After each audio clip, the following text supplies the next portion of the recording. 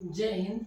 तो आज हम लोग अपनी क्लास फिर से शुरू करते हैं और मैंने यहाँ पे लिख रखा है टाइप्स ऑफ रिमाइंडर थ्योरम। इसके पहले के वीडियो में मैंने रिमाइंडर थ्योरम का इंट्रोडक्शन दिया था और कुछ छोटे छोटे बेसिक क्वेश्चंस हम लोग सॉल्व किए थे।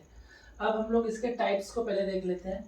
इसमें हम लोग को दो तीन अलग अलग टाइप के क्वेश्चन देखने को मिलते हैं। जो एक टाइप का होता है प्रोडक्ट टाइप और दूसरा होता है factorial type, series type, totient method. ये जो टोशेंट मेथड है ये सबसे ज़्यादा इंपॉर्टेंट है, सबसे ज़्यादा क्वेश्चन इसी से पूछे जाते हैं और इसी को यूलर्स मेथड भी बोलते हैं। इसी में हम लोग को फर्मेट्स थ्योरम ये सारी चीज़ें पढ़नी है। तो हम लोग एक एक करके देखते हैं। पहले हम लोग प्रोडक्ट टाइप वाला क्वेश्चन को देखते हैं। मैंने यहाँ पे कुछ क्वेश्चंस लिख रखे हैं और फिर उसके बाद अपन क्या करेंगे, एक एक करके इन लोग को सॉल्व करते रहेंगे। चलिए, तो अब हम लोग प्रोडक्ट टाइप के कुछ क्वेश्चंस को सॉल्व करने की कोशिश करते हैं। ठीक है, तो ये मैंने क्वेश्चन लिख रखा है। ये देख के ऐसा बड़ा ही कैलकुलेटिव लग रहा है, लेकिन इसमें हम लोग को कैलकुलेशन ही नहीं करना है। इसमें हम लोग को बस लॉजिक लगाना है। ये जो 4 है, 4 को हम लोग लिख सकते हैं ना 2 की पावर में 2। अब आप डिविजिबिलिटी रूल का कंसेप्ट याद कीजिए। जिस भी 2 के पावर में 2, इसका मतलब अगर किसी भी नंबर को हम लोग को इस चीज़ से डिवाइड करना है तो हम लोग को सिर्फ लास्ट के 2 डिजिट पे फोकस रखना है। अगर हम लोग को रिमाइंडर निकालना है तो ठीक है, रिमाइंडर ही हम लोग को निकालना है और कुछ तो करना नहीं। तो लास्ट के 2 डिजिट में आप फोकस रखिए। 4 से इसके करीब पहुंचिए। 4 12 48 होता है, कितना बचेगा? 1 बचेगा। फिर 4 को पकड़िए, इस लास्ट के 2 डिजिट के करीब पहुंचे 35 के। 4 8 32। ठीक है, तो यहाँ पे कितना बचेगा? 3 बचेगा। 4 से इसके करीब पहुंचिए। 4 25 जो 100 होता है, यहाँ पे 99 है। ठीक है, और यहाँ पे कितना बच गया? -1 बच गया। 4 से इसके करीब पहुंचिए, कितना बचेगा? यहाँ पे 4 5 जो 20 होता है और यहाँ पे कितना बच गया? 3 बच गया। अब देखिए 1 इंटू 3 3 हो गया और 3 इंटू 3 9 हो गया और 9 इंटू -1 -9 हो गया। रिमाइंडर अपन ऐसे निकालते, रिमाइंडर यहाँ पे ऊपर आया -9। इन सभी को इंटू कर दीजिए क्योंकि इन सभी नंबर्स के बीच में इंटू का साइन है। ठीक है, इन सबको मल्टीप्लाई कर दीजिए। -9 और नीचे में क्या बचेगा? 4। अब -9 से 4 को आप करोगे तो रिमाइंडर आएगा -1। लेकिन क्या माइनस में कभी भी रिमाइंडर हो सकता है? बिल्कुल नहीं हो सकता। तो इसलिए इसका रियल रिमाइंडर निकालने के लिए हम लोग को उस जो माइनस में रिमाइंडर बचा है उसको हम लोग को इससे प्लस करना होगा। 4 -1 और आपका आंसर आ गया 3। ये जो है 3, ये इस पूरे क्वेश्चन का रिमाइंडर है। ठीक, अब हम लोग दूसरा क्वेश्चन देखते हैं। इसमें भी वही काम ही हम लोग करेंगे। 25 है, इसको हम लोग लिख सकते हैं 5 की पावर में 2। ठीक, अब आप 25 से लास्ट के 2 डिजिट के करीब पहुंचने की कोशिश कीजिए। 25 2 जब 50 होता है तो यहाँ पे आंसर बचेगा -1। 25 से इसके करीब पहुंचेंगे 100। 25 4 जा 100 होता है तो यहाँ पे भी आंसर बचेगा, सॉरी रिमाइंडर बचेगा -1। 25 से इसके करीब पहुंचेंगे, 25 2 जा 50 होते हैं, यहाँ पे रिमाइंडर बचेगा 1। 25 से इसके करीब पहुंचेंगे, 72 है यहाँ लास्ट में, 25 3 या 75 होता है और यहाँ पे आंसर रिमाइंडर बच गया -3। अब क्योंकि इन सभी के बीच में साइंस इंटू का है तो इन रिमाइंडर्स जो बचे उनको भी हम लोग को क्या कर देना है? इंटू कर देना है। मैं इसको यहाँ लिखता हूँ। ठीक है, -1 इंटू -1 1 हो गया और ये तो 1 ही है और लास्ट में -3। तो देखिए -3 डिवाइडेड बाय नीचे में क्या आएगा? 25। अब इस चीज का रिमाइंडर कितना बचेगा? इस चीज का रिमाइंडर बचेगा -3।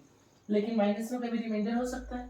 माइनस में कभी नहीं हो सकता। तो रियल रिमाइंडर निकालने के लिए जिस नंबर से हम लोग डिवाइड कर रहे थे उसी नंबर में प्लस कर देंगे जो रिमाइंडर माइनस में बचा है उसको। 25 - 3 22 हमारा रियल आंसर हो जाएगा।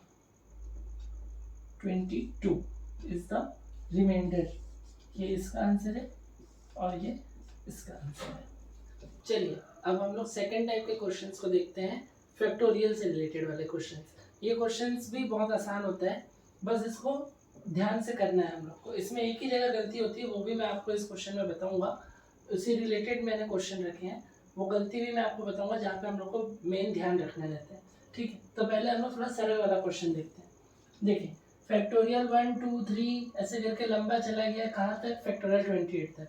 हम लोग को इसका रिमाइंडर निकालना है और ये 8 से इसको डिवाइड करने के बाद रिमाइंडर पूछा है। तो आप इसमें कुछ मत कीजिए, फैक्टोरियल 1 की वैल्यू बोलिए। फैक्टोरियल 1 की वैल्यू 1, फैक्टोरियल 2 की वैल्यू क्या होती है? फैक्टोरियल 2 की वैल्यू 2, फैक्टोरियल 3 की वैल्यू 2 3 जा 6, फैक्टोरियल 4 की वैल्यू 24, फैक्टोरियल 5 की वैल्यू 120। अब आप सोचिए 8 से इसको डिवाइड कीजिएगा, पूरा नहीं कटेगा। 8 से इसको डिवाइड कीजिएगा, कुछ ना कुछ रिमाइंडर बचेगा, पूरा नहीं कटेगा। लेकिन ऐसे करते करते जब आप 8 को 24 से डिवाइड करेंगे तो पूरा कैंसिल हो जाएगा। अब आप सोच के देखिए, इसके बाद के हर नंबर पे, यानी फैक्टोरियल 4 के बाद के हर फैक्टोरियल में 24 तो आएगा ही आएगा। तो फिर अगर ये चीज पूरा डिवाइड हो रहा है 8 से, तो इसके बाद के जितने नंबर से, मतलब यहाँ से लेके पूरा यहाँ तक, पूरे सब डिवाइड होंगे कि नहीं 8 से, तो रिमाइंडर तो इधर का क्या आ जाएगा, 0। इधर का रिमाइंडर 0, बची बात यहाँ तक, ठीक है, मतलब यहाँ तक ही बची। 24 भी तो पूरा ही डिवाइड हो रहा है। तो अब हम लोग क्या करेंगे, इसको प्लस कर लेंगे। 1 + 2 + 6, 2 + 6 8 + 9 + 1 9। तो यहाँ पे 9 ऊपर में बचा। देखिए यहाँ पे हम लोगों ने प्लस किया क्योंकि इन लोगों के बीच में साइन प्लस का था। पिछले क्वेश्चन हम लोग प्रोडक्ट वाला कर रहे थे, उसमें साइन इंटू का था, तो रिमाइंडर्स को हमने मल्टीप्लाई किया था, ठीक है। 9 / 8। अब इसका रिमाइंडर कितना बचेगा, बड़ा आसान है, इसका रिमाइंडर बचेगा 1।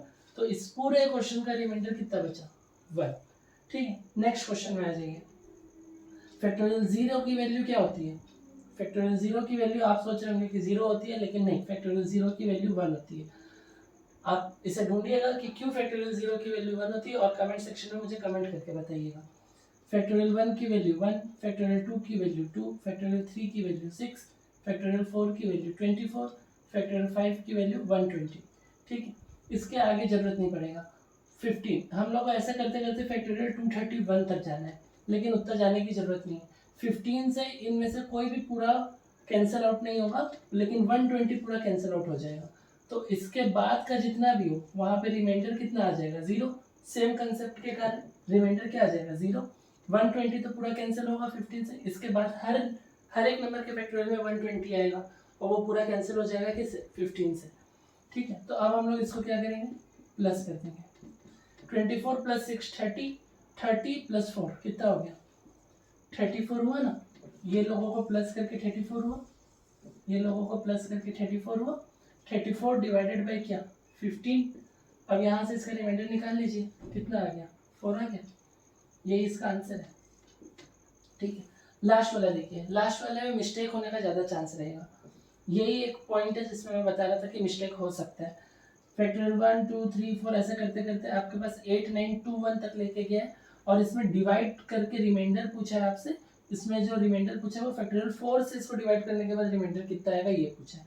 तो फैक्टोरियल 4 देख के ऐसे घबराना नहीं है, इसकी वैल्यू 24 होती है, ठीक है, फैक्टोरियल 4 की वैल्यू। और यहाँ पर आप देखो फैक्टोरियल 4 से पहले तक की बात है, फैक्टोरियल 4 में तो रिमाइंडर 0 आ जाएगा, और इसके बाद के हर नंबर में रिमाइंडर कितना आ जाएगा, 0, क्योंकि इसकी वैल्यू 24 रहेगी, तो इसके बाद का हर नंबर इससे कैंसिल आउट होता जाएगा। रही बात इसकी, तो फैक्टोरियल 3 की वैल्यू 6, फैक्टोरियल 2 की वैल्यू 2, फैक्टोरियल 1 की वैल्यू 1, और इन सबको हम लोग क्या कर देंगे, प्लस कर देंगे। 2 + 6 8, 8 + 1 9/24, ठीक है।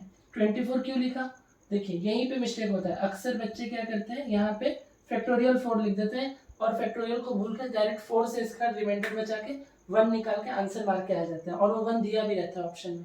लेकिन अपने को यहाँ पे 24 रखना है। 24 को जब आप 9 से डिवाइड करेंगे तो रिमाइंडर आपका बचेगा 9, और जो कि एकदम की सही आंसर है, ठीक है।